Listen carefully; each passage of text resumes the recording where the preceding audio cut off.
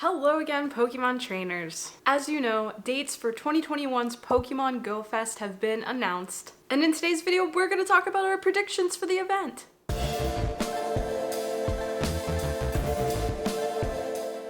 Well, hello everyone. Thanks for being here. I am so excited to make this video because I'm so excited for Go Fest. Now, as we all expected, this is going to be another virtual global event where players from around the world can play from wherever they are. Now, just to orient you a little bit on what this video is going to be, I'm calling it a predictions video, but really what we're going to do here is look back on past Pokemon Go Fests. Just kind of remember the type of Pokemon spawns we were seeing, the type of mechanics, the type of layouts we had. And based on what we've seen in past years, we're going to try to figure out and make predictions on what we might expect to see in Pokemon Go Fest 2021. Now, I know a lot of viewers on my channel have just started playing Pokemon Go within the past year and haven't yet experienced a Go Fest. So I'm super excited to kind of go over what's happened in years past, give you an idea of what to expect, and hopefully give you something to be super excited about. So what I'm going to do essentially is break this video up into chapters based on different aspects of the game. So we'll talk about things like what raid bosses we expect to see, what new Pokemon we expect to see, what shinies we're hoping to see, and other special events that may occur during Go Fest 2021. Also, before we start, I just want to give a little background that I have been avoiding social media to the best of my ability because I wanted to make these predictions fully from my own research and my own analysis, I guess, based on what we've seen in years past. Additionally, kind of a sprinkle of really just what I hope to see. So I want to let you know that none of this is coming from rumors, anyone else's predictions, data mining, anything like that. The only thing I will say is that I accidentally saw Trainer Tip's thumbnail for his recent video and I've already seen too much. Unfortunately, I think that's going to carry over to one of my predictions for Go Fest, but that's all I saw. So everything else is coming from here and just from like a lot of Googling of past Go Fests. First, let's go over Go Fest in years past. Like we said earlier, last year was our first virtual global event due to the coronavirus pandemic, and it was pretty awesome that Niantic made this a virtual event that everyone from across the globe could participate in without having to travel to a central location to get exclusive event Pokemon and experiences. Prior to that, in 2019, Pokemon Go Fest was held at its main hub in Chicago, but additionally it had two separate events in Germany and Japan. Now, those three events were almost identical, save for a few different Pokemon and obviously the locations that they were held at. And then in the years before that, 2018 and 2017, Go Fest was held exclusively in Chicago. Now also, let's go over some in-game things that have happened across all of the years that we can probably expect to see again this year. There will be IRL merchandise. Every year, Pokemon Go Fest has released merchandise that you can purchase to wear for the event, and usually they're just pretty fun and cool commemorative t-shirts and other gear. I'm probably gonna get a t-shirt, I think. Additionally, there's always in-game avatars that are free. Hopefully that will remain the same. And then there's also an in-game badge you can get for participating in Go Fest. Last boring thing, price. So last year's virtual ticket was $14.99 USD. And I believe that years prior to that for in-person events in Chicago were about $25 a ticket. So since we're not actually getting an in-person event, I assume that the ticket price is probably going to be similar. I am a bit nervous that Niantic might jack up the price a little bit from last year, putting us somewhere between $14.99 and $19.99 USD, but also I kind of hope that they'll feel a little bit guilty about that Mr. Mime event that happened earlier this year and maybe even give us a cheaper ticket. But you can expect to find that ticket price for the event somewhere between like $10.99 and $19.99. Now, as far as price goes, this is going to unlock some exclusive opportunities during the event, but last year, a lot of the Pokemon spawns and some of the other items in the game were available globally, even to non-ticket holders. But I definitely recommend purchasing the ticket because the experience of Go Fest is worth it, and the Pokemon that you can get during Go Fest are also worth it. Okay, now let's get into the juicy stuff that I know all of you want to hear, especially new players. First up, the actual layout and the game mechanics that happen during Go Fest. So typically what we've seen in years past, including in-person events in 2019 through 2017, the game has typically been split up into biomes, or essentially Pokemon species types, when in person in different physical areas of the event location, and last year it was split up per hour. So basically what we had on day one of Virtual Go Fest last year were different hours dedicated to either different types of Pokemon or 4 different experiences in the game. So fire, water, grass, and then we had a battle hour, we had a friendship hour, and every hour spawned different Pokemon and asked us to do different tasks. And the way that the game did that last year was introducing the Global Challenge Arena. So if you've been playing this past year but haven't yet experienced a Go Fest, you've seen exactly what these global challenges are like. They basically pick a task and require everyone from around the globe to reach a certain milestone of those tasks to unlock rewards. So for example, last year we had something like send 100,000 gifts to friends during 1 hour period, and once we reached that goal, for the rest of the hour we unlocked a reward, which in that case was rare candies coming from friend gifts. So it was extremely fun, and all of the challenges were really, really reachable. Some of them we were hitting within like the first 10 minutes of the hour, which meant that for the entire rest of the hour, we were getting that bonus. So because we're having another virtual global event this year in 2021, I assume that the game mechanics are going to be very similar. So my prediction, again, is that we're going to have some sort of global challenge series that's going to take place over the course of 2 days that are going to unlock different rewards during the event. Additionally, leading up to Virtual Go Fest last year in 2020, there were a series of events in the weeks prior that required us to complete tasks to unlock specific Pokemon spawns during the actual Go Fest event. So the way they did this was each team, Instinct, Mystic, and Valor, had to reach a certain goal with only their team members, and every time each team reached that goal, it would unlock a different Pokemon that we would then see appear during Go Fest. I don't remember 100%, but I think that everybody unlocked everything. So basically what this did was bring additional Pokemon like Ferroseed, Litwick, some other ones to Go Fest that weren't originally planned as part of the Go Fest pool. Niantic also released some like code games where they were giving us clues for letters, and the letters would spell out hints for Go Fest or codes that we could use to get items. I don't remember that part too well, but I remember it happening and being pretty fun. So again, for 2021, I'm predicting that this same type of lead up to Go Fest is going to happen. So this is another way for trainers to get involved well outside of the 2-day event that's going to be Go Fest on July 17th and 18th. Let's first just quickly go over the general Pokemon spawns during Go Fest. As you can imagine, there are a ton of spawns. There always are every year, and it's kind of hard to predict exactly what spawns are going to be available. I will say that it's typically pretty balanced across Pokemon species type. Last year we saw heavy on the fire, water, and grass because we did have those hour slots specifically dedicated to those Pokemon species types. So I'm just going to go ahead and predict very broadly that that's going to be super similar for 2021. And we're going to see different types of Pokemon spawning in groups in different time slots throughout the event. However, I do predict that we're not going to get fire, water, and grass again. I'm really hoping that they take more of a kind of Pokemon terrain approach like we've seen in other games, where we might have an electric hour, a ground hour, a psychic hour. At least that's what I'm hoping. There's also a chance that it could just be a theme. We did see hours last year that were based around themes like friendship, and I think one of the hours might have been focused on dragons.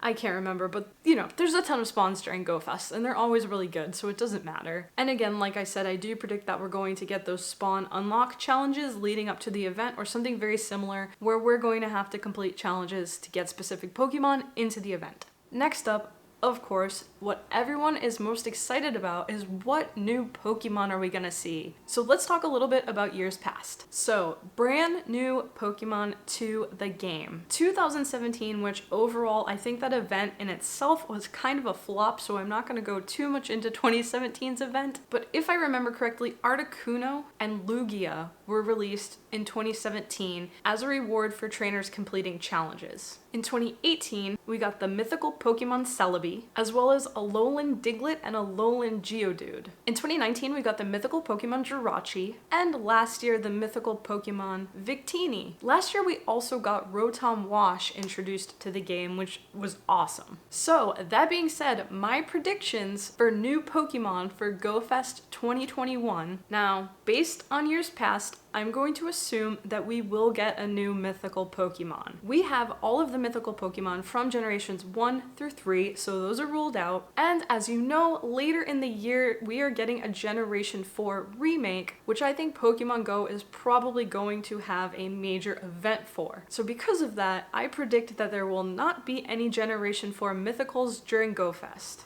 And that brings us to Generation 5. So we already got Victini last year, and we've seen Genesect in raids. So that leaves us with Keldeo and Meloetta. Because Keldeo is technically a part of the Swords of Justice, that leads me to believe that that Pokemon will get released in raids like other mythical Pokemon like Genesect and Darkrai, leaving me with no other choice than to predict Meloetta as our mythical Pokemon to be released in Pokemon Go Fest 2021. Now again, full disclosure, I did see this Pokemon on Trainer Tips thumbnail, and I feel really guilty about seemingly copying this, but despite seeing it, this really is my true prediction for our mythical Pokemon. It makes sense. Additionally, it's a Pokemon that's supposed to bring happiness to darkness, so what better Pokemon to bring to this year's Go Fest after the year and a half that we've all just experienced. Then, a little bit less exciting, I really hope that we get another form of Rotom. I love that little Pokemon, and I was obsessed with it last year. It's just so cute, so I really hope and sort of predict that we will get a new form of Rotom because it seemed like such a hit last year. And then finally, I'm gonna go out on a limb here and I'm gonna make this prediction wholeheartedly. We're gonna get Kecleon in Go Fest 2021. Now, I do predict that this is going to be a ticket holder exclusive because it's Niantic, and I think we all know deep down inside that Kecleon is going to be a pay-to-get Pokemon when it's first released. And honestly, I cannot argue with the fact that Niantic has been trolling us. I truly believe they've been trolling us all year with the little Kecleon shadows in the loading screens and the blog images and their social media posts. It can't be coincidental, right? They're trolling us. There simply can't just be Kecleon silhouettes in every single image they put out. So I'm gonna do it. I'm predicting Kecleon is going to make its debut and finally complete our Gen 3 Pokédex during Go Fest. Pay to play. And then of course, if that does occur, I do assume that later on after Go Fest, it will be released to the general public for free or for something, just like they would release the mythical after Go Fest. Speaking of ticket holder exclusives, like I mentioned earlier, there are a number of things in Go Fest that do require you to purchase a ticket in order to participate or earn. So now let's quickly go over some of those exclusive Pokemon that are available or have been available in the past to only ticket holders. So typically these have usually been unknown forms and then regional Pokemon. And I think Rotom might have been an exclusive last year. Correct me if I'm wrong. I'm probably wrong. Additionally, Shiny Unknown was exclusive last year. So in 2017, the Unowns spelled Chicago, so we got all of the letters included in Chicago. In 2018, they spelled Celebi. In 2019, they spelled Wake Up. And then last year, they simply spelled Go. So in comparison to years prior, last year was kind of short on the unknown letters. I guess it made up for it by having them available in shiny form, which was awesome. So for 2021, I do predict that we're going to get even more unknown letters available during the event. And honestly, my prediction is that they are going to be some form of the word 5 or 5th. Because it is the 5th year of Go Fest, it's the 5th anniversary of Pokemon Go. Now, they could also go really bonkers and celebrate the 25th anniversary and release the whole entire word 25, but I think that's probably a little too many letters. So I'm gonna go ahead and predict that we're gonna get F, I, V, and E unknown forms during Go Fest, and hopefully they'll be available again in shiny for ticket holders. Next up, typically there's a regional Pokemon included in the event as a ticket holder exclusive. Last year, for me, it was Zangoose, and in previous years we've seen Pokemon like Chatot, Pachirisu, and Carnivine be available outside of their regions across to other regions at in-person Go Fest events. So my prediction for Go Fest 2021 is that Bouffalant is going to be a ticket holder exclusive because Bouffalant is a brand new regional Pokemon that was released over the course of the past year, and it was also reduced to a very small location in the globe. Now, I know predicting that means that the exclusivity of Bouffalant would completely go away, so I'm still kind of on the fence. But otherwise I would just be picking from a pool of random regional Pokemon. So it makes sense to me that the newest one is going to be available to anyone who is willing to pay the ticket price of Go Fest. Okay, we've done new Pokemon, we've done exclusive Pokemon, now let's talk shiny Pokemon. So in Go Fest years past, new shiny Pokemon have definitely been released into the game during the event, So while they were released during Go Fest, they did become globally available permanently with that release. So in 2018, we saw everyone's favorite Plusle and Minun. 2019, we saw Horsey, Nidoran Male, and Poliwag. And then last year we got quite a few new shiny Pokemon, including Tangela, Quillfish, Woobat, Heatmore, Durant, and I guess the Unowns can be included in there as well. I think that's all of them. Anyway, so I've done just a tiny analysis of this, which probably means nothing, but we definitely saw one grass, one water, and one fire type, which coordinated with the biomes that we were having in the game. And then Woobat and Durant, which I'm considering to be just random species type. So that gave us 5 new shinies, and then of course their evolves, also shiny,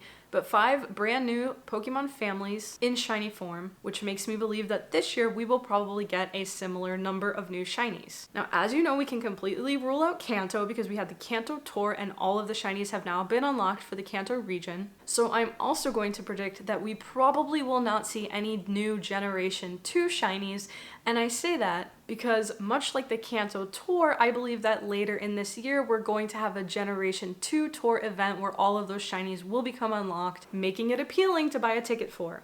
And there's really not that many Gen 2 Pokemon left to have their shinies released, so I think that Go Fest is probably going to stay clear of Generation 2 Pokemon. I also sort of feel like they might take the same approach for Generation 3 because we have like 2 whole years to release Gen 3 shinies, and if too many of them are released, then we will never be able to have a Generation 3 Pokemon Tour event in Pokemon Go. So my hunch is that we're going to skip very far forward in the generations and we're going to see shinies released from Generation 4 and 5. Maybe even 6. But I'm not sure we'll touch 6 because we've only had a few Gen 6 Pokemon released and we've already got what feels like a large percentage of shinies for the Gen 6 Pokemon that have been released. So I think Gen 4 and 5 are where our pool will come from. So that being said, I'm predicting that if we do see a Generation 3 shiny, it's going to be Shroomish. I don't know why. I'm just getting this feeling, maybe because I really want shiny Shroomish, but that just feels like a Pokemon that would be easy to release. It's not too exciting, it's not too boring. And that also goes for the following Pokemon. Generation 4, I'm predicting Shellos is going to be our shiny release. It is a water type Pokemon, and based on how things were last year with 1 grass, 1 fire, and 1 water, I'm predicting Shellos will be a shiny release during Go Fest. I'm also predicting Combee, because I hate Combee. It's so hard to catch, and I'm just frankly sick of it. So I feel much like Trubbish, poor little trash boy who everybody was sick of and nobody could find love for until the shiny got released. Next up into Generation 5, I'm predicting Fungus will be one of the shinies that are released. I don't know why. Again, it's just a feeling I'm getting. It's a cool Pokemon that we've been seeing spawning during this Season of Legends event. So, you know, we've all been hanging out with it for a little bit here. It kind of makes sense that the shiny would get released pretty soon. And then finally, for my fire prediction, I'm gonna go with Fire-type Darumaka. It's pretty similar to Heatmore. It's a Pokemon that we don't see that often in the game, especially not out in the wild. So I feel like this year at Go Fest is the time to finally get that shiny Darumaka. And then finally, I'm going to predict Venipede because I feel similar about that Pokemon as I do to Combee. I don't know why, it's just not interesting to me. When I see it on a map, I tend not to even try to catch it. So I feel like releasing its shiny is going to just drive some enthusiasm for that Pokemon into the game. Can y'all hear my cat eating back there? Happy lunchtime, Teen Wolf. Now, I know something you're probably all waiting for as you watch this are discussions of legendary raid bosses. So I'm gonna do the thing where I make you sit through a little bit longer of the video before we get to that, but I promise you it's coming. First, let's just talk about the overall events that we're going to see in game. Now, since this is going to be a virtual global event, it's obviously going to be very different from 2017, 18, and 19, which were in person. It made it really easy to set up physical events for players to enjoy. So for 2020, Niantic had to get pretty creative, which is why the global challenge thing was released, which I thought was brilliant. I really enjoyed the global challenges last year. But additionally, we also saw a major Team Go Rocket event. So day 1 last year of Virtual Go Fest were those hour biomes, which was basically your regular kind of gameplay, catching spawns, doing research tasks, doing raids, grinding. Basically, day 1 was a massive grind. And day 2, we saw all of those same spawns spawning throughout the day, but there was an ongoing Team Go Rocket event for the entirety of that second day. So essentially what this was were we saw grunts everywhere, we saw balloons everywhere, and we had Team Go Rocket special research to complete, which rewarded us with all of the legendary birds in their shadow form from our Team Go Rocket leaders, Cliff, Sierra, and Arlo. And then, of course, the boss, Giovanni, had Shadow Mewtwo. So this was a super cool event. I did feel a little fatigued by how many rockets there were for the 8-hour day or whatever it was, but it was worth it at the end to get the Shadow Birds and especially the Shadow Mewtwo. So if they do follow the same format where we have some sort of special event this year in 2021, my prediction is that it's going to have to do with Mega Pokemon. So because Mega Pokemon were released into the game this past year, I believe that somehow there's going to be a major Mega Pokemon event in the game. Now I know when I first started thinking about this, I thought, well, how are they going to make that fun? Like, no one wants to just spend raid passes and grind Mega Pokemon raids for 8 straight hours. But then I remembered, oh yeah, there's Mega Energy that everybody wants so that we can Mega our Pokemon without having to spend money on raid passes. So that got me thinking this could actually be some sort of really fun event where we're just grinding for Mega Energy for the entire day that we can then take into the future outside of Go Fest and have tons of Mega Energy to Mega Evolve all of the different Mega Pokemon that we have collected in the past year. Additionally, I know a lot of us kind of stopped grinding Megas after we got our starters. I know I personally haven't really gone after like the most recent 6 that have been released. So I'm thinking it would be fun to somehow make getting those Mega Pokemon a bit easier for players, like I said, without having to spend a ton of money on raids. So thinking this through, it could be just a day long of completing research tasks. Again, we could have different hours where the first hour could be Charizard and we're grinding for Charizard candies. I keep calling them candies, I mean energy. Sorry about that.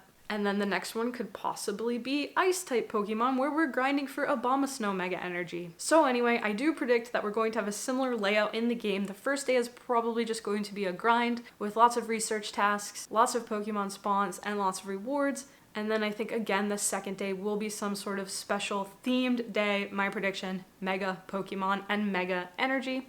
Alright, let's finally talk about raid bosses. Now that I've given you my prediction for Mega Raids, let's just transition right into Legendary Raids. So now, as I was researching past Go Fest, I could only find information on raid bosses from last year, and I kind of gave up after a little while just because I was overwhelmed. Anyway, so last year on day 1, we saw Kyogre and Groudon as our 2 legendary raid bosses. As you know, they're a pair, that makes sense, they were together. On day 2, we saw Dialga, Palkia, and then Giratina in both forms. So altogether, we had 6 legendary raid bosses during Go Fest, and at the time, I don't think any of those were new. I could be wrong, it could have been the release of one of the Giratina forms, but I honestly forget, so I apologize there. But as far as new raid boss releases, I don't believe there were any. So that being said, unfortunately, I don't think we're going to get any new raid bosses during Go Fest 2021. I wish that wasn't my prediction, but I'm basing that on the fact that last year we didn't get any, as far as I know, and in the month of May we're getting 2 new ones. And if you want to count the Therian form of Landorus, Tornadus, and Thundurus, technically those were new the previous month. So the game has really been giving us a ton of new legendary bosses, which is why I don't think we're going to get them in Go Fest. However, if we do, and by the time that July 17th and 18th rolls around, if we still do not have Zygarde released into Pokemon Go, I'm going to make kind of a 50% prediction that we might see that during the fest. But I feel like Zygarde is coming pretty soon after Xerneas and Yveltal. I think we're gonna get that before Go Fest, but I'm not positive. If we don't see it, there's a chance it could be released in Go Fest. So that's my half prediction as far as new legendaries go. But now for my real predictions. It's been a really long time since we've seen Zekrom and Reshiram. Now, I know we saw Kyurem, I think in December. We had Kyurem for like a whole month in their regular form. So this kind of makes me think like Kyurem was out by itself, right, in its regular form. We didn't see Zekrom or Reshiram again. And there's no other Pokemon really that I can think of that we haven't seen in a while that would warrant coming back. We had Palkia and Dialga last year, so I don't think we're going to see that again. Additionally, I think we're going to see them much later in the year with the release of the new Let's Go games. I think that'll be its own whole event, so steering clear of them. I think that we're going to see Zekrom and Reshiram back in raids for Go Fest, with perhaps their shiny forms being released. I'm not so sure about this one. It's more of like that would be cool is how I feel about it, but I don't think Niantic's gonna give that to us. However, I do think that we're going to get black and white Kyurem. I say that again because they made us sit through regular Kyurem for an entire month, and I don't know why. I feel like we paid our dues, it's time to release black and white Kyurem into the game, and I think they're gonna come for Go Fest. So what is that? 1, 2, 3. Okay, so I've listed 3, and my final prediction, again, I don't think it's anything too exciting. I'm predicting that we're just gonna see 2 forms of Deoxys. Last year we saw 2 forms of Giratina, and it's kind of been a second since we've seen a Deoxys. I think we've only seen 1 in the past year. That sounds about right. So I'm just gonna go ahead and predict that we're gonna get attack and defense, the opposites of each other, alongside what I hope, Zekrom, Reshiram, black, white, Kyurem. Alright friends, I think that's gonna do it. I think I covered every aspect of Go Fest that I could think of and that I could research from past years. Let me just quickly give you a summary of all of my predictions that I just shared. So, for spawns, I believe that we are going to have similar biomes except not water, fire, or grass. I think we're gonna get new ones like electric, psychic, I don't know, some other Pokemon species theme. For new Pokemon, I have predicted that Kecleon is finally going to be released into the game. I've also predicted that Meloetta is going to be the mythical Pokemon that will be exclusive to ticket holders for Go Fest 2021. And finally, I hope and predict that we're going to get a new form of Rotom. Next up, new shinies. I predict we will see 1 water, fire, and grass, and those are going to be Fungus, Shellos, and Darumaka. I also predict we're going to get 2 Pokemon that I hate in their shiny form, Combee and Venipede.